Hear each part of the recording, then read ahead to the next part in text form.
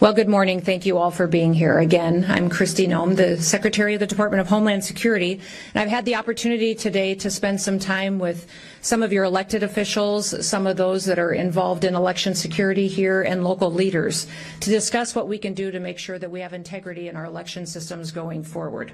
I want to thank some of them that came today. Justin Heap is here. He's the recorder of Maricopa County. I want to thank him for sharing some wisdom with me on what we can do to partner together. Also, State Representative John Gillette of the 30th District is here too, and I want to thank him for all of the information that he shared with me. Jennifer Wright is the former Assistant Arizona Attorney General for the Elections Unit, and she's here as well and shared her wisdom and work over the years to make sure that when people go to vote in an election that they can trust that that vote counted and that they had the chance to cast their support behind the candidate that they wanted to. You know, at the end of the Constitutional Convention in 1787, Benjamin Franklin was asked out on the street by a woman what kind of a government that we would have. And he replied to her, "A republic, ma'am, if you can keep it." And that's what our job is. For 250 years, it's been our American duty to maintain our republic and to make sure that our elections are secure. Republics depend on the confidence of their citizens, that when they vote, that their vote matters, that it counts, and our elections are essential to make sure that that confidence stays there, that they know and trust that the system is fair. Since returning to office, President Trump has made election integrity a priority. He's made it a cornerstone of his Make America Great Again agenda. And the truth is that our election system needs a lot of work.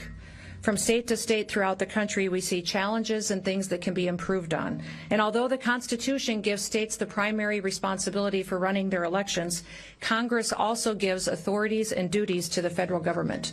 Now, as the Secretary of the Department of Homeland Security, those authorities lie within my department, and the responsibility lies with me. I have the responsibility of not just pointing out different vulnerabilities that we may see in our election systems, but also with making sure that we're putting forward mitigation measures that can be enacted at the state and local level to make sure that our elections are run correctly, that the votes are counted and tabulated, and that the people that were elected are put into those positions. As President Trump said, we will either fix our nation's election issues or we will no longer have a nation to save. Right now, America has a golden opportunity, a wonderful opportunity to show that we are serious about securing our elections and that we care about making sure that we preserve our sacred republic. Earlier this week, the House of Representatives passed the SAVE Act. This is federal legislation that does some common sense, straightforward things. First of all, it requires a photo ID in order to vote in federal elections. It also requires proof of citizenship in order to register to vote. And it requires states to remove non-citizens from their voter rolls. These measures are extremely popular with American citizens. American people have common sense, and they want to see reforms like this put into their elections. In fact, a Gallup poll was recently released that shows 84% of Americans support a photo ID when they go to vote, that 83% support proving your citizenship when you go to register to vote. A Pew Research poll showed that 95% of Republicans and 71% of Democrats agree with voter ID. There's a reason why more than 80% of Americans support these measures, and that's because they work and they're common sense and they build trust into the system. It's common sense that our elections should belong to the American people, that they should be the ones who get to vote, whose votes are counted, that they get one vote, not more, not less. It's common sense to make sure that foreign nationals don't vote in our elections, don't elect our leaders, and have a say in how our country runs.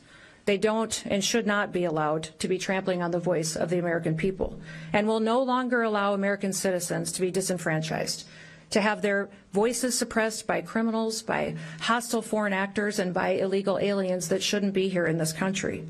It's a fact that non-citizens have been voting in our elections.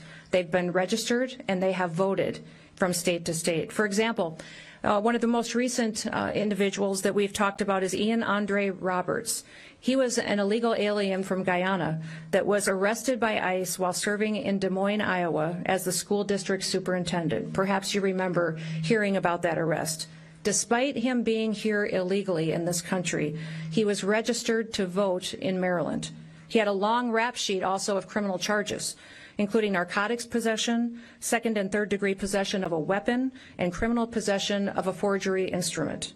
In Coldwater, Kansas, we had an illegal alien that was able to vote and was even elected as a mayor. He was charged by the Kansas Attorney General last fall for voting without being qualified and to election perjury charges thanks to assistance from the United States Citizenship and Immigration Services Agency. As it stands, current guidelines for the National Voter Registration Act effectively stop states from going forward and checking citizenship during registration. The Save America Act would fix this. It would make sure that we close those loopholes and that we ensure in American elections only Americans vote.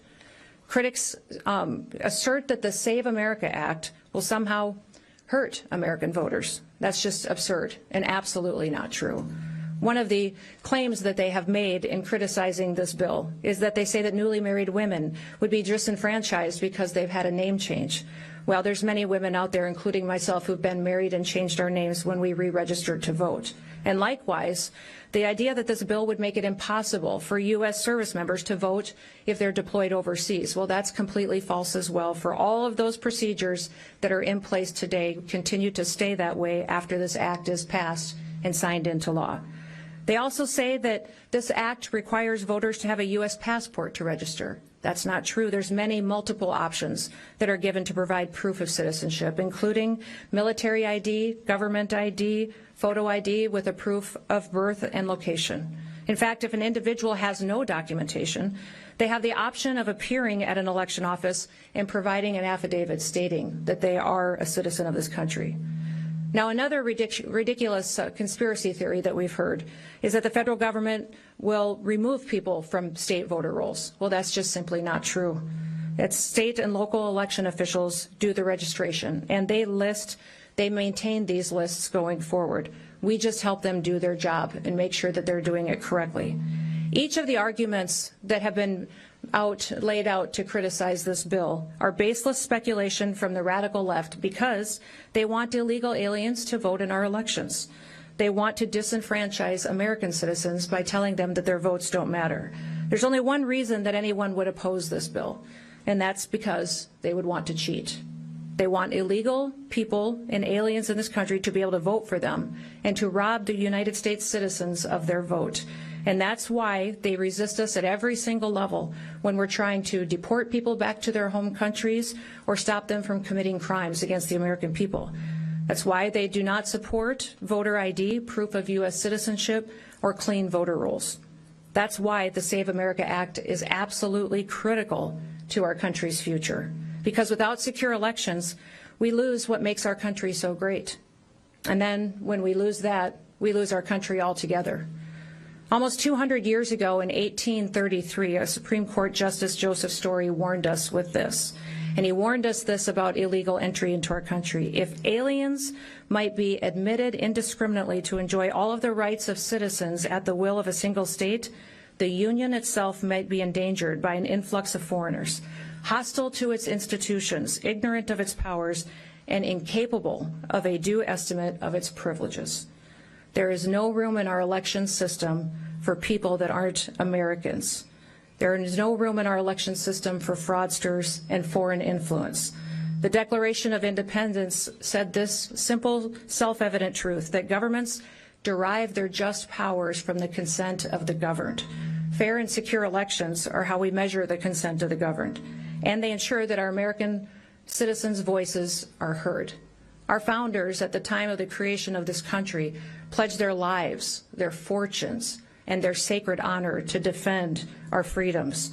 In fact, the Continental Army went for years without being paid, and they braved through the brutal winter at Valley Forge as well. They did all of this because they wanted to ensure that their people, their families, and that their descendants could continue to live freely and could govern freely.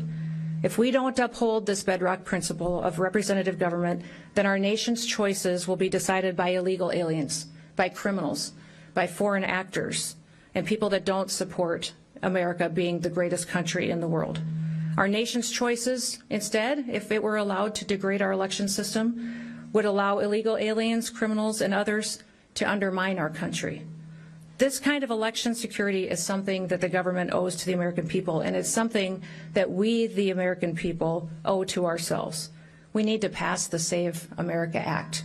We need to pass it today and sign it into law to ensure that the integrity of our election system stays in place for years to come. May God continue to bless this great state, the great people who are working to make sure that everybody's vote matters and that it counts. May God continue to bless the great United States of America. Thank you. With that, I will open it up to any questions that you may have. Yes. Arizona already requires proof for citizenship, and there have been repeated audits that have found that there is no widespread fraud happening in Arizona. Do you worry that emphasizing election security threats without evidence could undermine public confidence? And how do you ensure that messaging doesn't further any misinformation? We have a SAVE program that is available to the state of Arizona that the state of Arizona could ensure through their Secretary of State that every county has access to, and allow them to go back in and verify those individuals that are on the voter rolls today to make sure they should be voting in the elections that come forward. That's what I would encourage the Secretary of State to do, and I'll be sending out mitigation measures that can help build promise back into that system to maintain the critical infrastructure that is our elections. Secretary, are you still in charge of the mass deportation campaign, or is Homeland? I'm still in charge of the Department of Homeland Security. That includes all 23 different agencies under our umbrella, including ICE and CBP, but also FEMA, TSA, Secret Service, the Coast Guard, many, many more. Secretary Noem? Yes, over here. Secretary, Debunking has recently posted a video regarding the DOJ wanting more information on Arizonan voters. What are your thoughts on this? I think that that would be a wonderful opportunity for him to be transparent and to ensure and promise the people of Arizona that they can trust their elections, and that when they show up on Election Day, they'll get to vote without problems or hassles, that they'll be prepared to make sure that vote counts and that the correct results are announced. Secretary Noem? That's right here. I'll come to you next. You offered a couple of examples from Kansas, Maryland, and Iowa and such. Can you offer us any good examples of this kind of fraud in Arizona? Oh, I'm sure there's many of them, but we want to make sure that we talked about several of them this morning at our roundtable that we had. We talked about individuals that may be registered to vote in this state but truly live in another state. I understand that you have mobile homes and boats on lakes that individuals may have as their voter registration address, but not necessarily that is where they live. They live in another state, such as California or on the East Coast. Those kind of situations are things that your county officials should be bringing forward and be asking your Secretary of State for the opportunity to take off the voter rolls if they shouldn't be there. Secretary Yeah, oh, right here. Sorry.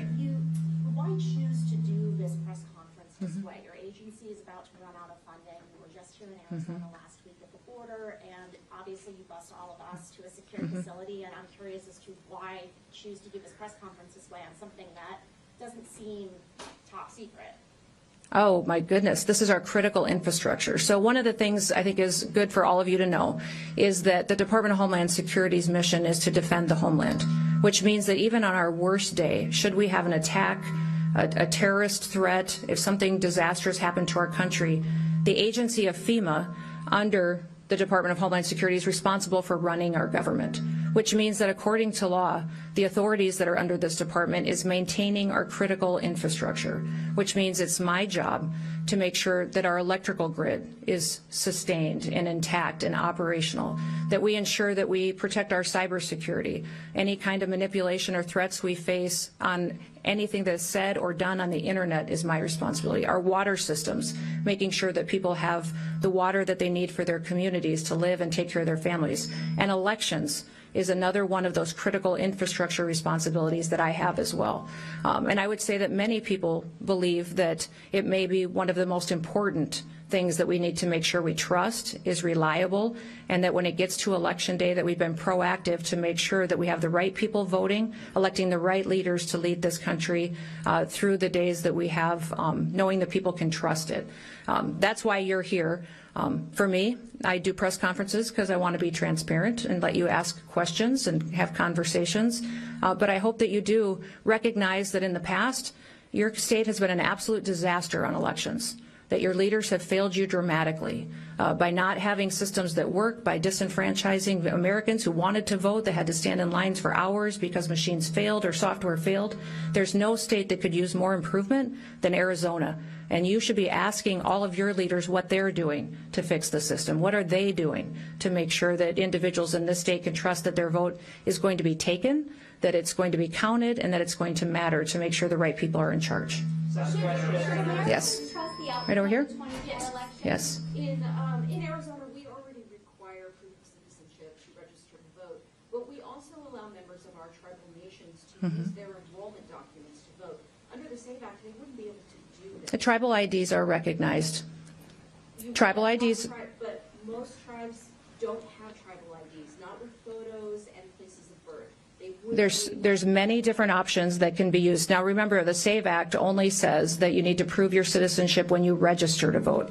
It does not say that you have to prove your citizenship and able to go and vote. When you go vote on that day, you need to have a photo ID. And many times in Arizona here, you do have that requirement on your voter rolls. However, I understand that you need to go back and clean up your voter rolls. We have a program through the Department of Homeland Security that's called the SAVE program that your Secretary of State and your governor can use today to clean up voters on your rolls that shouldn't be there. Maybe people who've passed away, people that aren't citizens, people that don't live here.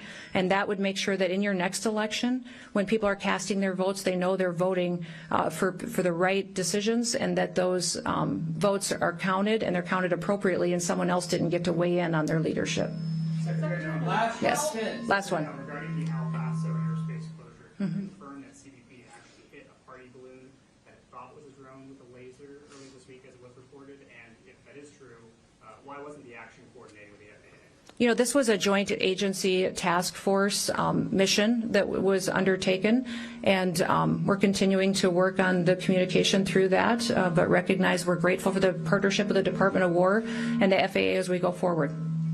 Thank you. Thank you, Press. All right. Thanks, everybody.